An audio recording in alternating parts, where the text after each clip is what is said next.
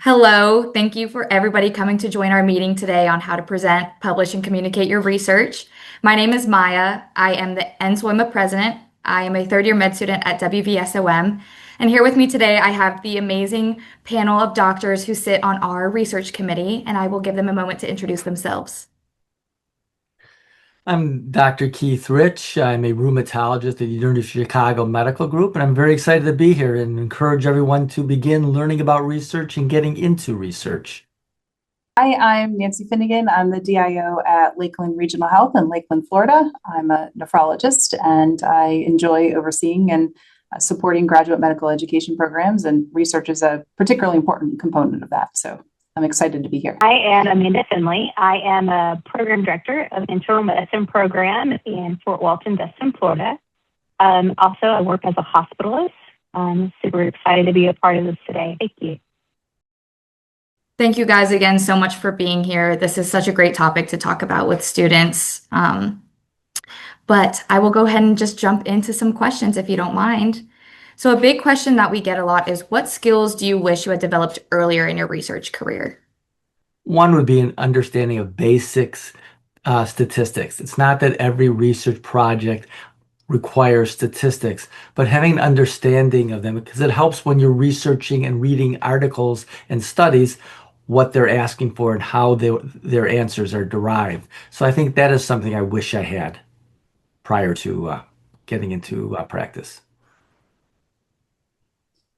Yeah, I also would agree that there's a lot of opportunity from a research standpoint early in practice. I think just being able to define a research question, I think, is really a key component that I often feel that took me quite a bit of time to figure out. And I also see learners struggle with that, understanding how to kind of bridge that gap between what a clinician thinks from what they want to prove or what they want to say with the research idea to how it translates to a statistical speak or kind of turn it into a statistician language. We often see that is a skill that a lot of our folks are not necessarily coming or sort of preloaded with. And so it would be great for folks to have some of that basic understanding. Absolutely. To kind of play off of what Dr. Finnigan was missing too, when you pick up projects, it's so hard kind of to get into the skill of refining it down to its smallest component. If you're able to get like a project totally down to the smallest part, it makes it more attainable. And in the barrier, it just being an intimidating process, being overwhelmed by all the paperwork and barriers along your way, often can be a barrier, but you would be surprised once you find someone who you can connect with to help you to sit down some first steps and guide you along the way. It really can be successful. Collaborating, finding those people who can connect with, who are excited about the things that you're excited, finding that niche that you're just passionate about and surrounding yourself with those other people who are excited about it too, to collaborate and kind of push you to the finish line. I think those are kind of the things that come to my mind. Thank you so much. Dr. Finley actually did an amazing ballpark into our next question. So I would love to hear some other panelists' opinions. For students with minimal research experience, what is the best first step to get involved in meaningful, publishable research? That's a very good question, because where do you start? And you're not going to start on a huge project, and sometimes students overreach. But there are really a few things you can start that are easier to get into. One is to do a chart review.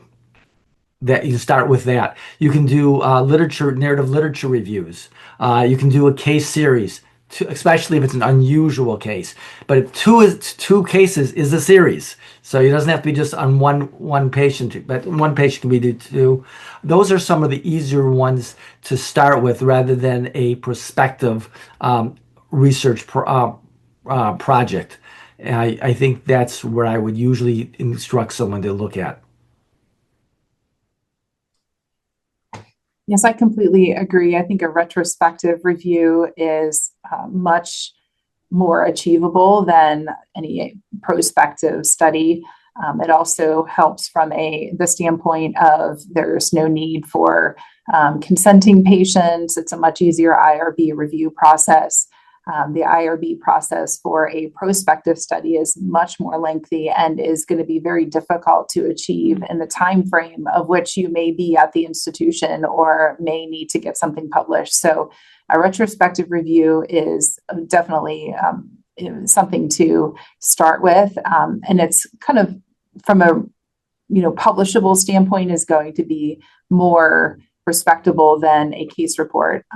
Case reports are a great place to start as well. But again, if you're looking for original research and to be particularly competitive in the research arena, original research is where you would want to go.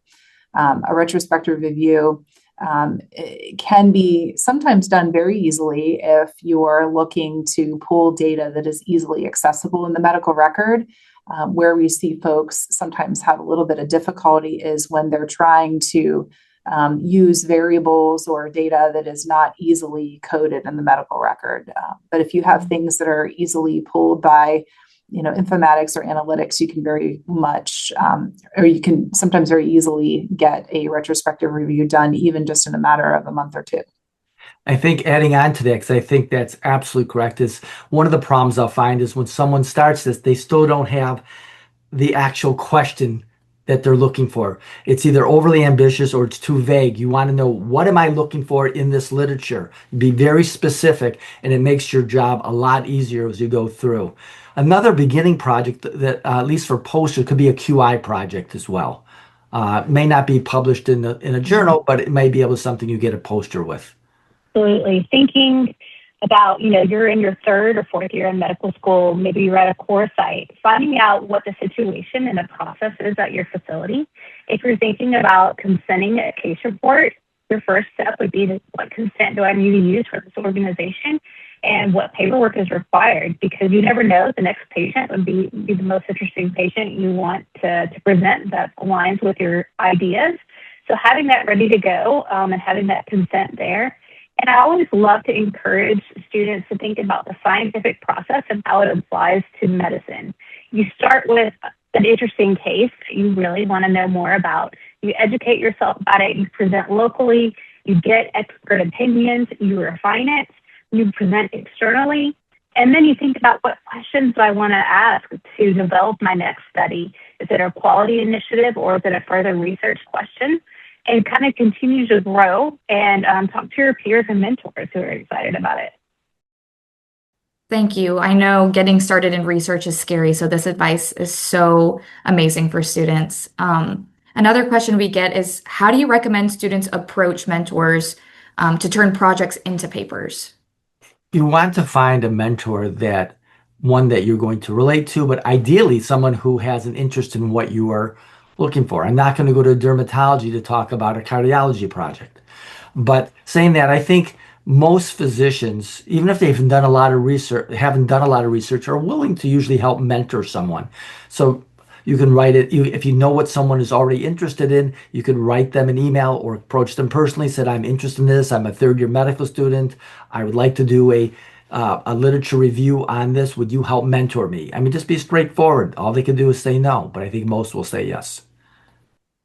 Yeah, I think to add to that, we definitely have folks within our own institution that are eager to participate in research projects and have a little bit more experience, and then others who are, maybe not as experienced. And so kind of asking the main contact who might be a good person to go to.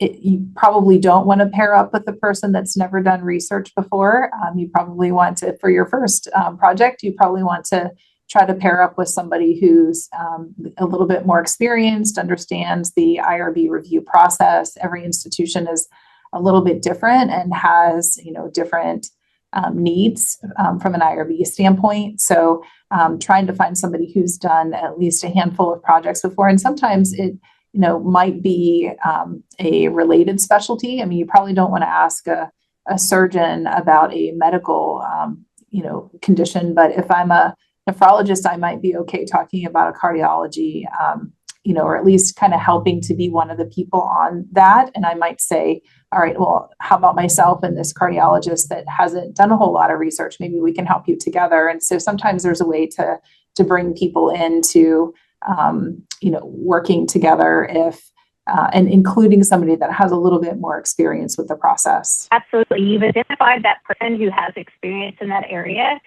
Try to set a specific time that works for both of you, maybe to meet at a later date. And when you show up to that meeting, have some specific questions.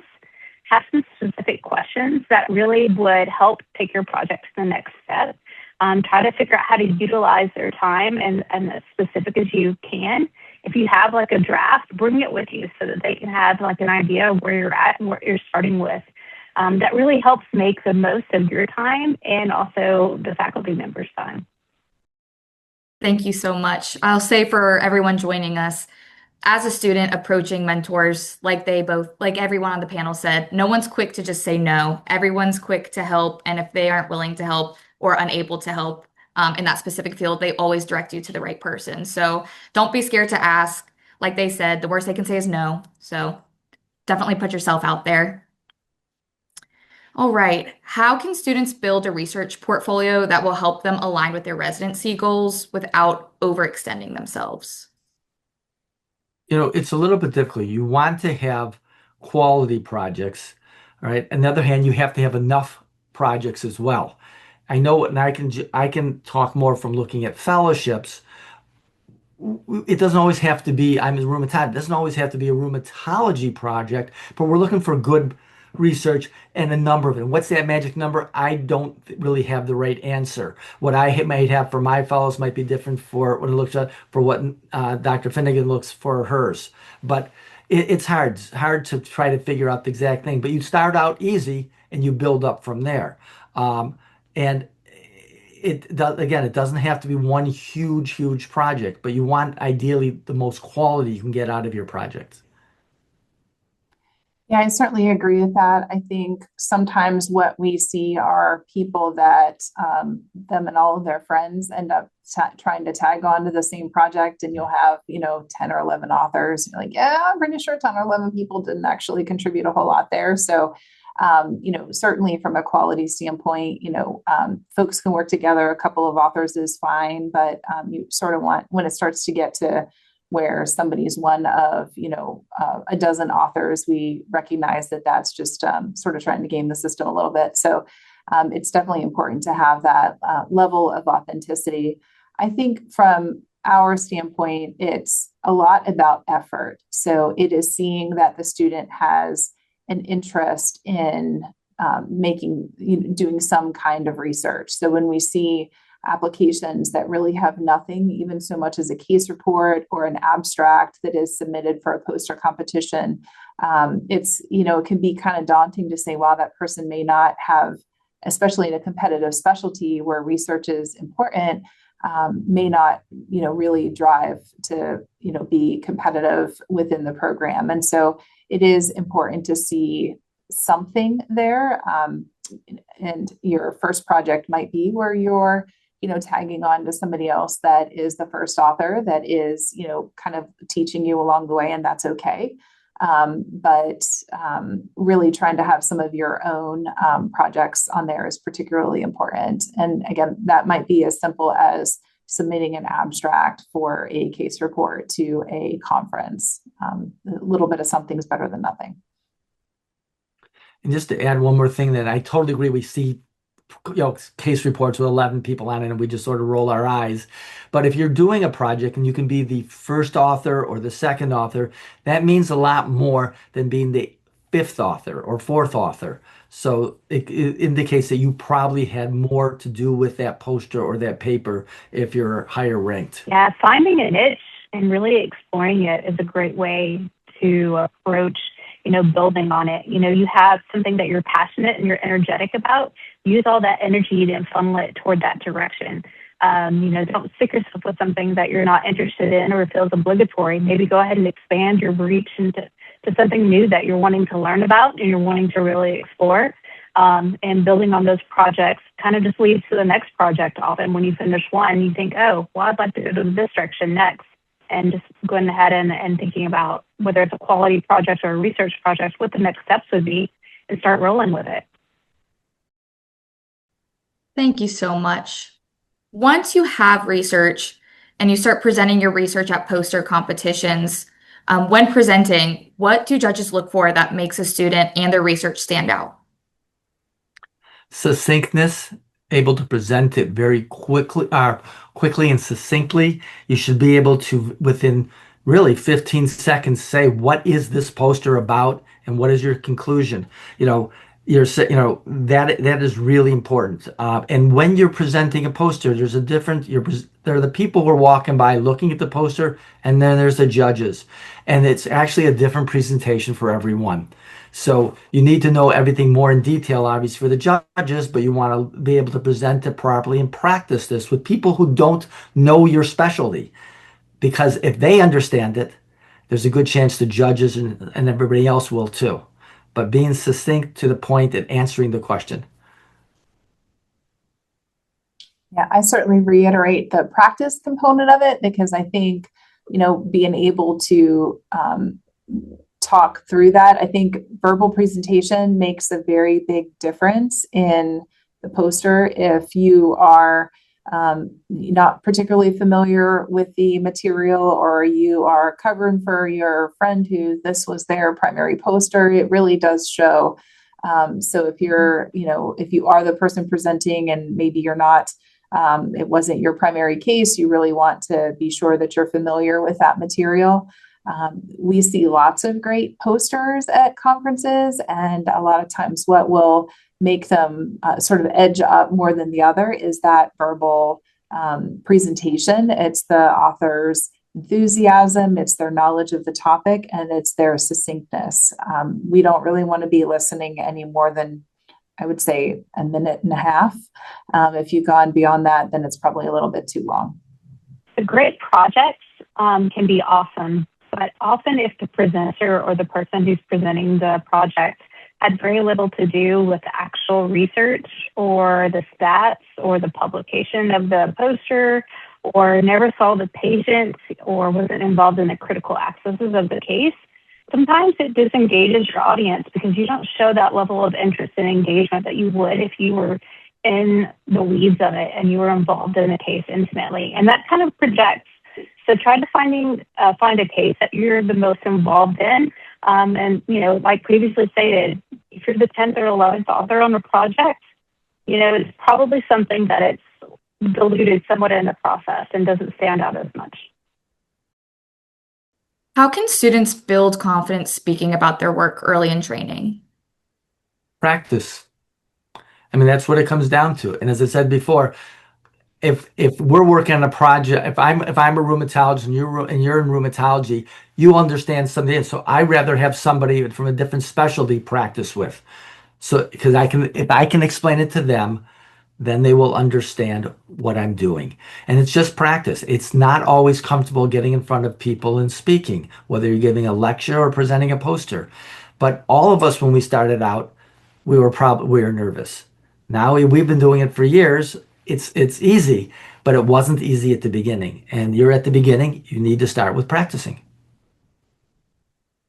Absolutely. And I agree. Knowledge of the material makes the presentation go a lot better. If you're unpracticed, it's going to be quite noticeable. But the more you practice it, the more it'll then just kind of roll nicely off the tongue whenever you're giving the lecture or giving the talk. So I think that's truly the most important thing to do. Yeah, use technology to your advantage. Make a recording, watch it yourself, make notes, refine it.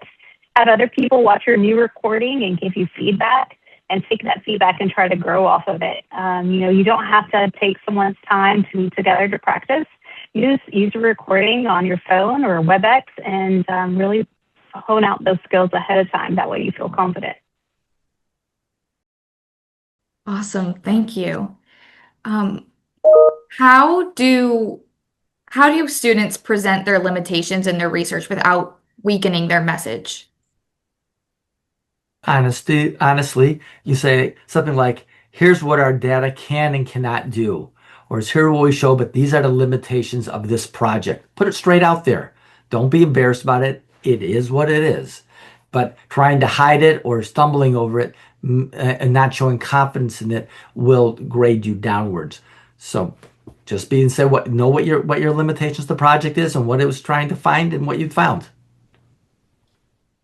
Yeah, and to echo that, I think understanding the limitations of the project it's exactly in the key to understanding the applicability of that project for future, consideration. So, unless your project is a prospective randomized placebo-controlled trial getting published in the Lancet with 100,000 patients, your study is going to have limitations just innately, and so you actually strengthen your presentation and project by telling us that you recognize that, even though you only had 5 people in the study, that study is not going to be applicable to a larger audience. So I think it just shows us how much you really do understand your project and understand research by pointing them out. Very well said. Your understanding of your weaknesses and your ability to speak to them well only adds to your validity and your knowledge on the subject. And, take the opportunity to build on that and to speak on next steps and how you would see and envision your project going forward to fix those limitations. Thank you. So what mistakes do you commonly see students make when starting a project that can delay their publication? Number of things. First of all, as I mentioned earlier, having an overly ambitious or an ambiguous question. You need to be very succinct, know what you are going to look for. Not having goals in sight. This is my expected publication date or submission for publication. Not understanding what the IRB does, what they're looking for, and how long it can take for the IRB to go through projects. Not also clarifying who's doing what on a project. If there's more than one person on the project, is this person doing the statistics? Is this person writing it up?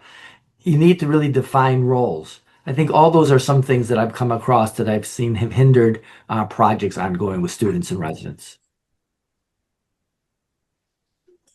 Yeah, absolutely. I echo all of those points. I truly think you need to make sure that you are biting off what you can chew when it comes to these projects. Oftentimes I see students come in with a really grandiose idea of what they want to do with their project. And, some of those projects can take years to actually come to fruition. So understanding the clearly identifiable research question is particularly important. I also think that folks sometimes feel like if they come up with or solve a very simple question, that it's not going to be relevant. There's loads and loads of literature out there where simple questions are exactly what is answered. Maybe it's the value of a lab test or the validity of a lab test for a particular diagnosis, which doesn't seem to be all that cool and fun, but it is a very, very publishable project. And so don't think that the smallest project is not going to be interesting or valid, because it can be, oftentimes very publishable. Starting with the goal in mind, I encourage my residents and students to think about, okay, so you're wanting to publish this at a regional poster presentation. Go through and find the ones that you think you would want to go through and look at the dates. When are the due dates for submission? What are the rubric? What are they expecting your project to consist of? What is the components that it needs? So if you start your project knowing what the ingredients are and what your deadline is, you're more likely to get to that finish line and be prepared to succeed. Thank you. What part of research to publication pipeline surprised you the most once you experienced it? How long it takes. I think that was it. I remember my first paper and it took a lot longer than I expected. Yeah, I totally agree. I think the process for IRB submission is often, thought to be, hey, I'm just going to give, my idea and, send it to the IRB and they'll review it and they'll be okay with it. When all reality, they're expecting a 25-page document with a whole bunch of logistical questions, right?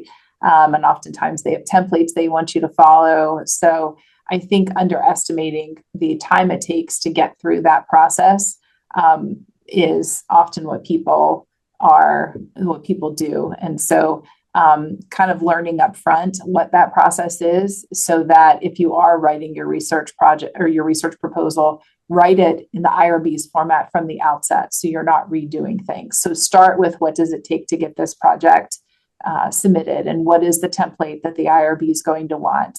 Start with that. So as you're developing your project, by the time you've completely pulled it together, it's already in the format to submit.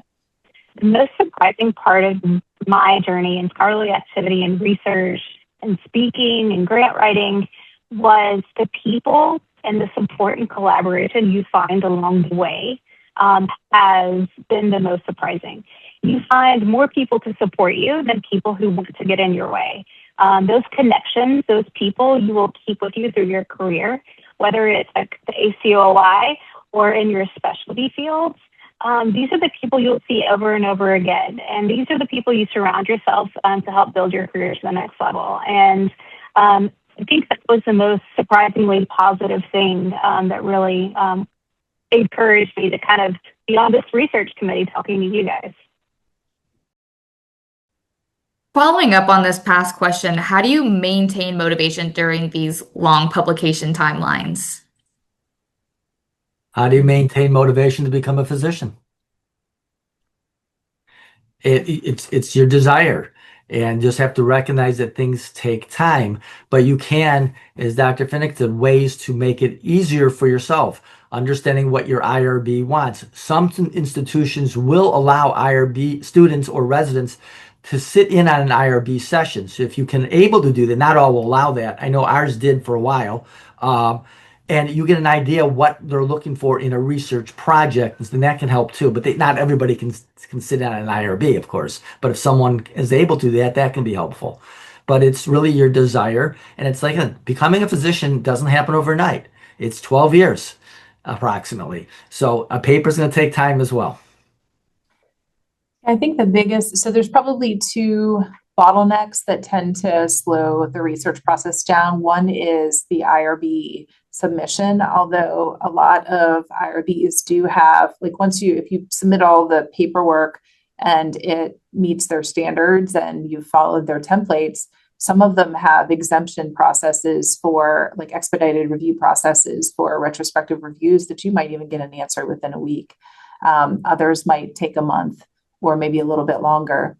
But I think where people universally get held up is the data gathering process. Because if you are identifying variables that the hospital or whoever's kind of supporting the data pulling are not able to get, that's where the time frame becomes quite prolonged, because nobody wants to do a manual chart review. So if you're asking, how can I get data that isn't accessible easily, you may say, well, if I can't get that variable, I'm going to change my IRB proposal and go back and think about doing it differently so that I can get data that is easier to obtain, and I might modify my research question. And so then you're kind of sometimes doing this back and forth where you're trying to modify IRB proposals.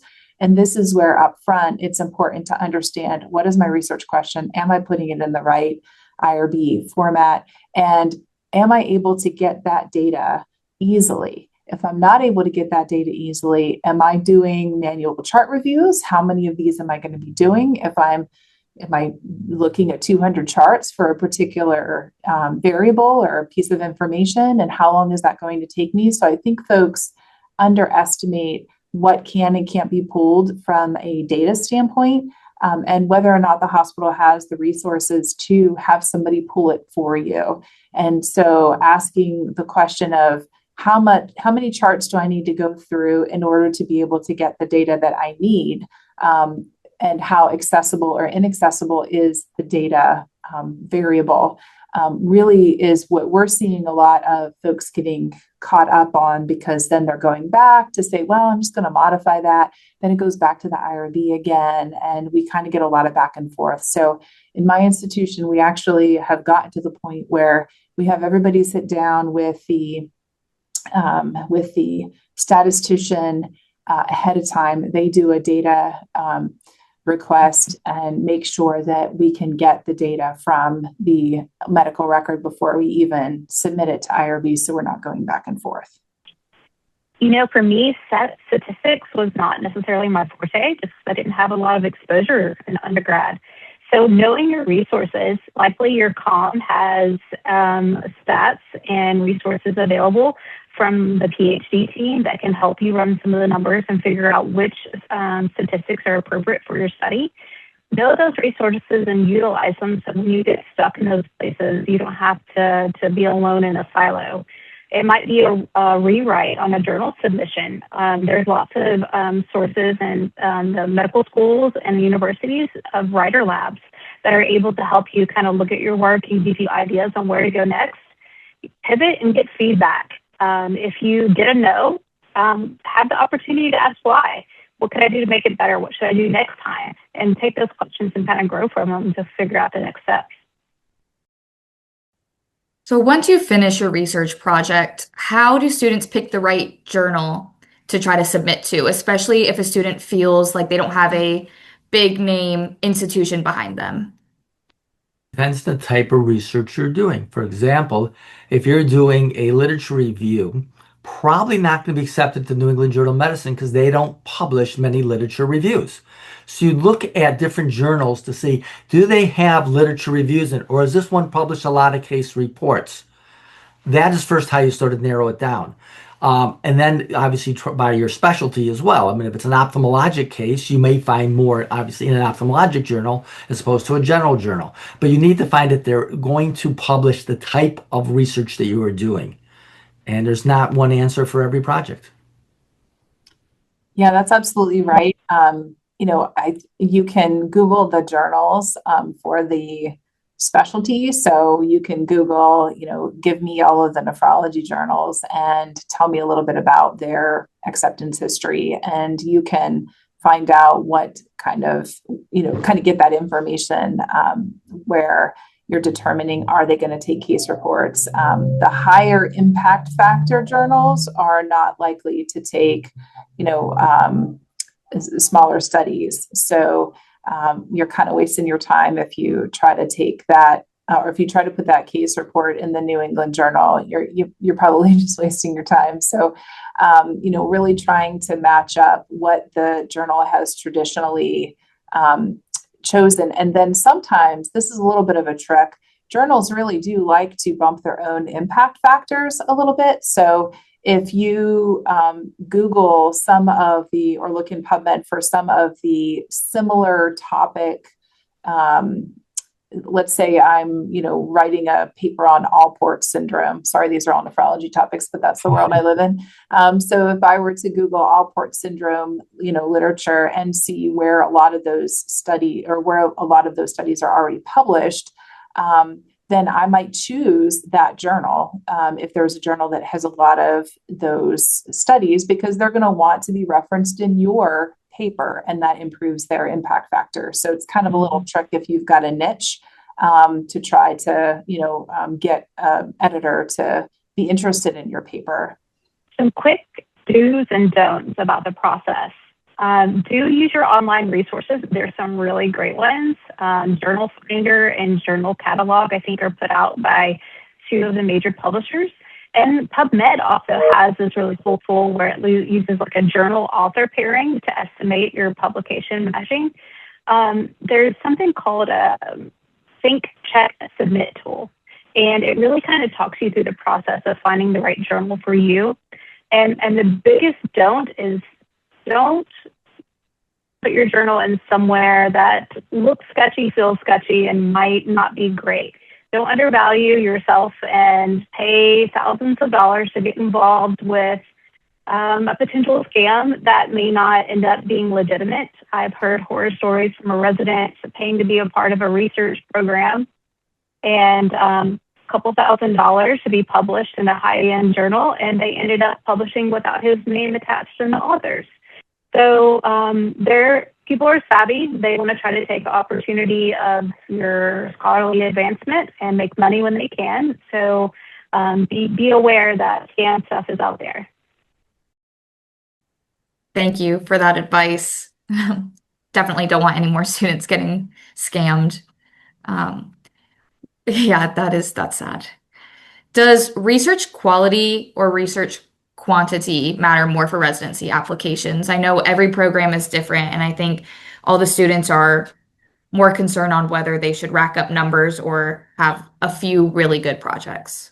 I think we sort of answered it earlier. There's no one answer. You want quality, but you can't just have one paper or one project. Not nowadays. You need to have more than one. That number, it varies on what program you're applying to and what kind of quality work you have. I don't think there's a simple answer. I think whenever programs look at folks, or at least my programs look at folks for applications for fellowship, it's a balanced approach, right? You look at the whole person, you look at the research experience, you're looking at, scores and backgrounds and things like that, as far as, trying to find a balanced candidate. Having nothing is a problem, especially if scores are kind of average, right? And if you're trying to get into a competitive specialty and you have average scores into research, then you're probably not getting bumped up. A lot of programs look at a composite score. They give you so many points for each category, right? It's like the Olympics. And so, you might not be as artistic, but your technical form's really good. And so, it's important that, you kind of look at the overall competitiveness of the application. If you're somebody that doesn't have as good of scores, kind of maybe average, then yeah, you probably really want to beef up that research experience. I agree that quality is particularly important. So it's kind of it's probably a mix between quality and quantity, because if you have one, that's going to be not as exciting as if you can have, even if it's one, high quality one, and then maybe a couple case reports if you haven't had time, or maybe a poster presentation. So you can do kind of a diverse, showing of research, but having a handful of things on your CV is going to be particularly important. If you're getting that handful of things because you've tagged yourself as the 10th author to all of them, then you're probably going to be put right down at the bottom of the list, because that legitimacy is not going to be good. So if, as with anything, it's kind of a balance, but if you're able to get a really legitimate paper, I suspect you're also able to get an abstract fairly easily to a poster competition, and you're probably pretty easily able to do a case report to a poster competition as well. Yeah, you think about internal medicine, it requires for you to have some kind of research while you're a resident in order to be graduate. So we want to make sure that we were recruiting residents who are going to be successful. On the counterpoint, I think that a candidate who is strong clinically, that we've gotten this interview rotation with, that we have time with, that really stands out on the clinical frontier, really stands out on their own regardless of the research. The scoring tabulations through all the online processes, you can pick, does the candidate have 1 to 2 or 3 to 5 research projects? That's kind of how it breaks down. But just like they reiterated, for our program, it's holistic. It's the whole resident and how they fit with the team and how they're going to treat the patients. Awesome. Thank you. So for students who are not the primary author on most of their projects, how do you think they should talk about their research during residency interviews? It depends what number they are. If they're number 2, no problem. If they're number 4 or 5, they should be honest and say, I contributed this to this project. If they're number 9, forget it. It's no one knows going to really. But you just be honest and say, this is what I was able to contribute. I wasn't the first author, but I did the statistics on this project, and I was very interested in, and this is what I learned from it. But it's, so ideally you want to be that first author or second author. Yeah, I think Dr. Finley really hit the nail on the head on the last question, to say, we're kind of looking to make sure that the folks that because we have requirements for folks to participate in research, we want to make sure that people that we are recruiting also have some interest, ability, and that we have a balanced residency program. You don't want, people that have all, 10 original research projects that are all published in JAMA but are clinically, not particularly savvy, or the other way around, right? And so we really are looking for, kind of that balance. And so what we're looking for is something that is meaningful. You don't necessarily, we're looking for meaningful, and we're looking for effort. It doesn't have to be spectacular, but we really don't want to be dragging folks uphill when it comes to research with a complete lack of interest, because I think that becomes a burden on the residency programs. So I think you can really showcase yourself and your ability by showing a decent amount of effort. And it's okay. Your CV doesn't have to be perfect, but be able to speak to it and the journey and where you would want to take it in the future. So you're a third or fourth author on something, I guarantee you learned at least something about that process. You can take it to the next step.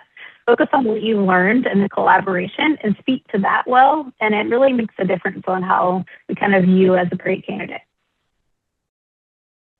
Absolutely. Thank you so much.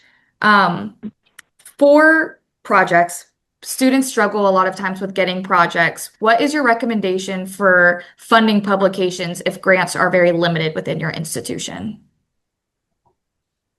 Funding is something that is difficult in every institution. Some hospitals and some programs have outside, what is the word I'm trying to think of, like a charitable fund, but that's not quite the word that you may be able to approach. It's that they're doing other projects that are charitable for the hospital, but if you can't get funding through the normal ways, sometimes approaching them, you might be surprised. You might be able to get some money for a student or resident project that way. Not too sure what else. Dr. Finnigan, do you have any thoughts on that for funding? Yeah, it's tough. We've had a lot of conversations about this because the open access fees for publication for journals have skyrocketed. As Dr. Finley had previously mentioned, there's a lot of scams out there. And so finding legitimacy is particularly challenging. I think the one question that you can ask of a journal is, a lot of them with the higher fees will have, if you ask for educational support or, say it's a hardship, a lot of them will try to work with you a little bit. And sometimes you can get, 30-40% reduction in those fees. You can also ask for the journal or for your publication to not be part of the open access, because the open access is what increases those fees significantly. Also remember that faculty members sometimes have CME allotments. And so if you have a couple of faculty members on it, sometimes you can split the cost, or they'll be able to cover the cost. And so those are some of the strategies that we have implemented. But I have seen folks be asked to pay $2,700 to publish a case report, which, unfortunately, sometimes can be the case, but there's always a cheaper journal out there if they're asking you to do that. So there may be, from a legitimacy standpoint, it might be a little bit different, but I think those would be the resources, in addition to potential educational grants from your institution, that I would try to leverage. It's always tough to kind of find funding on the projects that are related to cases. Dr. Finnigan really did a great job of speaking to the open access problems.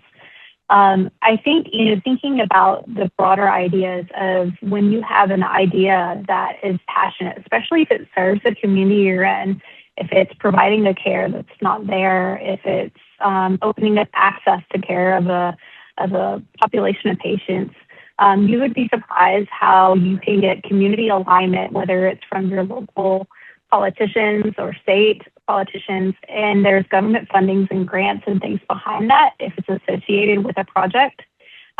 So I think, if you're interested in that aspect of building a scholarly activity in that direction, there is a lot of creative ways to collaborate with other people who are involved in those same visions and outreaches that can kind of help open doors in those areas that you might be able to utilize to grow your project funding, to get it off the ground, and also to get published. Thank you so much. I know that's been some difficult hoops for students to jump through. So that is very helpful. Thank you. What concerns do you guys have as researchers with AI becoming more commonly used during publications, and what role do you think AI has in research publications and posters? Well, AI can be very helpful in many ways, of course, with research, with organizing, with proofreading.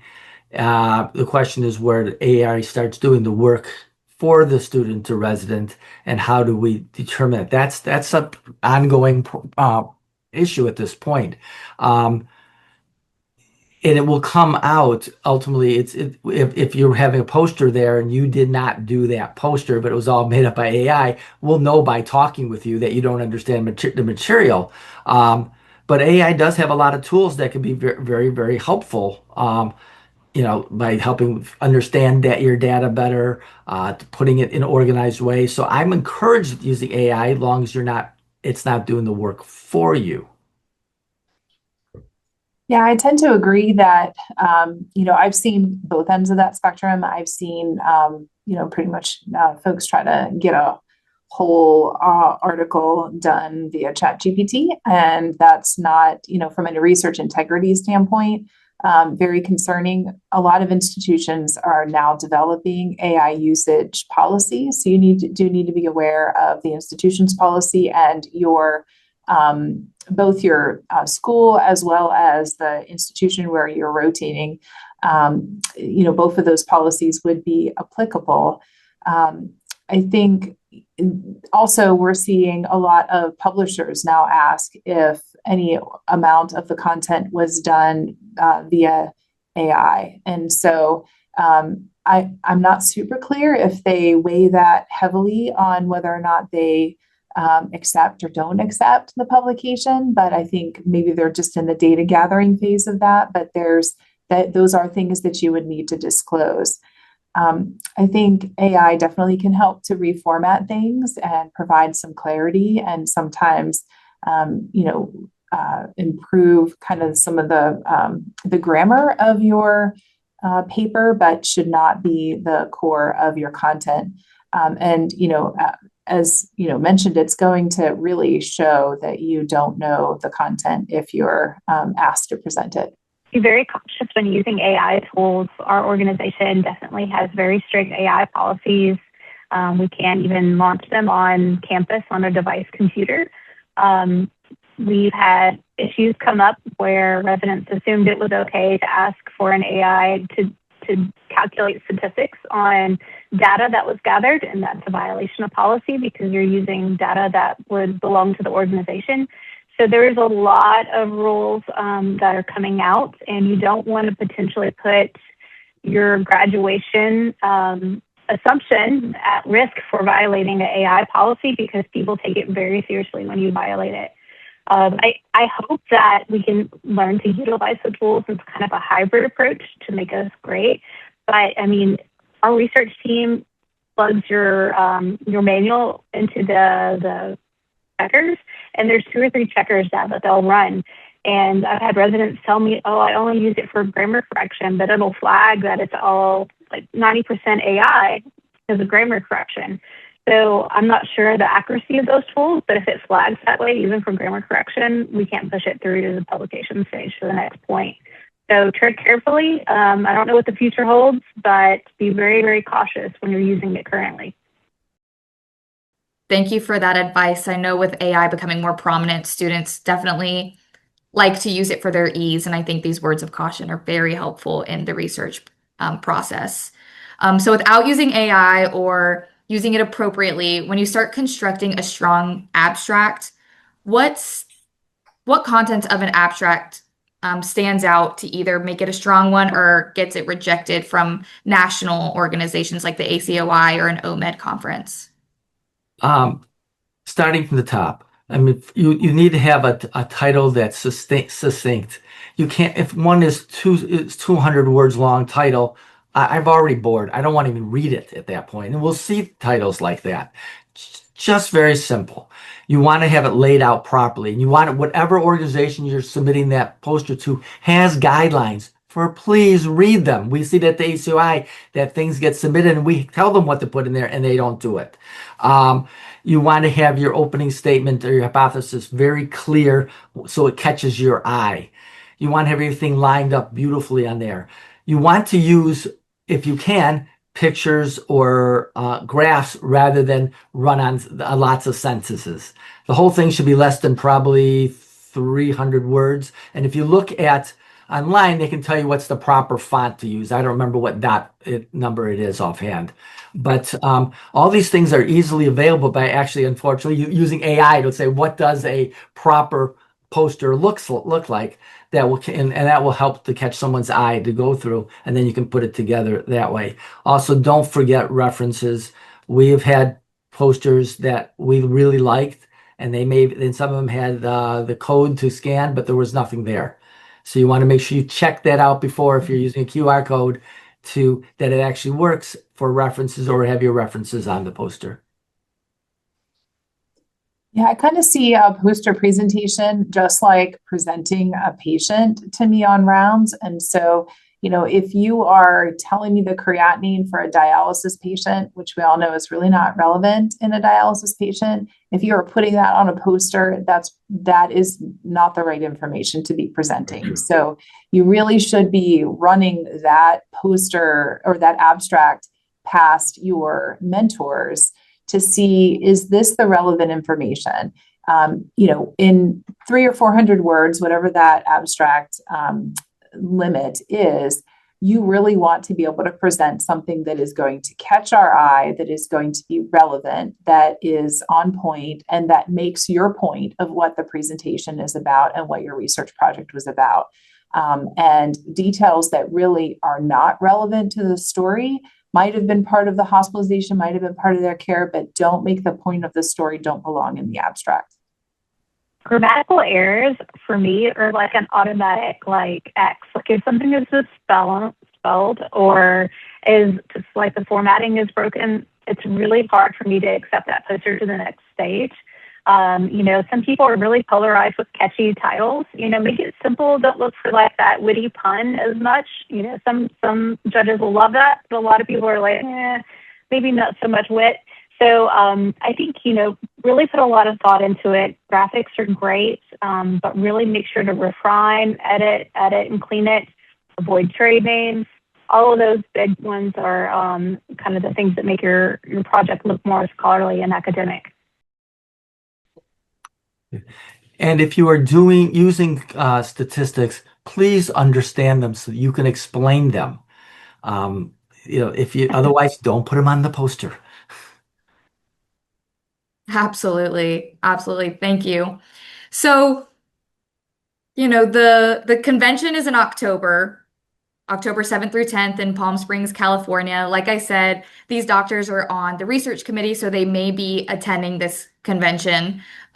So for you doctors who may be there, as my final question, how do you best like it for students to network at conferences in a way that leads to real opportunities? I think that students should reach out.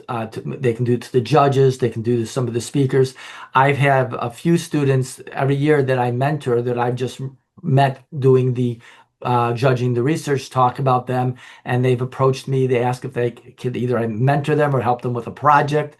And I've known other physicians that the same thing has happened, and everybody there seems to be very eager to help. But even some of the speakers if you can approach them afterwards, ask them questions, and ask them if they would be able to help you with something.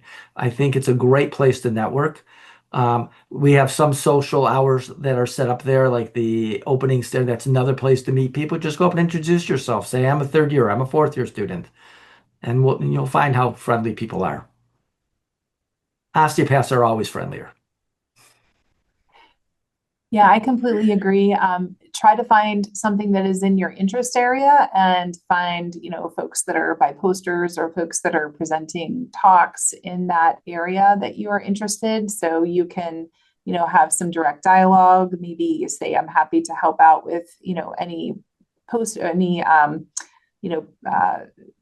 abstracts or posters that you have in the future if you're looking to connect. one of the things us busy physicians don't like to do is write our own papers. And so it can be sometimes good to leverage that weakness that we have and say, I'm really interested if you have any projects. I think, we really look to have, folks that are willing to work together. We love to mentor people, but, to actually sit down and find the time sometimes to do the work can be challenging. So, I think finding those people that you can connect with is relatively easy to do at a conference because you're able to walk up to them as they're presenting.